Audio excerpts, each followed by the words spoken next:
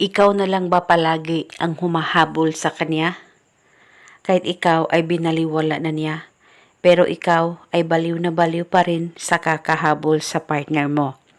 Ngayon, maituturo ako sa inyo na napaka-epektibong ritual upang mabaliktad yung sitwasyon na siya na naman ang mababaliw sa kakahabol sa'yo.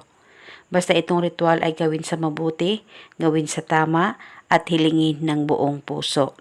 Pwede mo ito gawin sa kahit na anong araw o oras na gusto mo.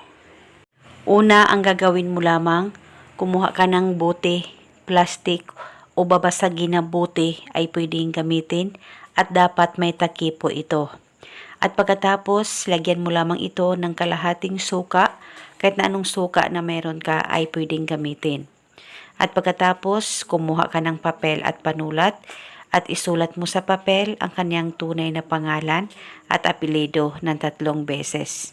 At pagkatapos mo nang masulat ito, ay itupi o i-roll ang papel at ilagay ito sa loob ng bote na inihanda mo na may suka. At nang malagay mo na ang papel, ay hawakan mo muna saglit ang bote. Ipikit ang mga mata mo, mag-focus at mag-concentrate ka at ibulong mo ang mga salitang ito.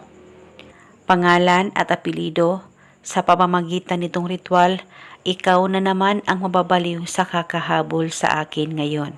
Ibulong mo lamang ito ng 3 beses. At pagkatapos ay pwede mo nang takpan ang buti at alugin ng 3 alog. Huwag po kayong mag-alala, kung mapupunit po yung papel sa loob ng bote ay wala pong problema. At itago ito sa safe na walang makakakita at makakaalam. At pwede mo ito bulungan at alugin paminsan-minsan kung may time po kayo. At paniguradong siya na naman ang mababaliw sa kakahabol sa'yo. Isa itong gabay para patuloy ang pagmamahalan at magandang relasyon ninyong dalawa ng partner mo. At eto muna sa ngayon, pagkatapos mong mapanood ang video na ito, mag-comment ka lamang sa ibaba, I claim it. Maraming salamat po sa panonood. May God bless us all.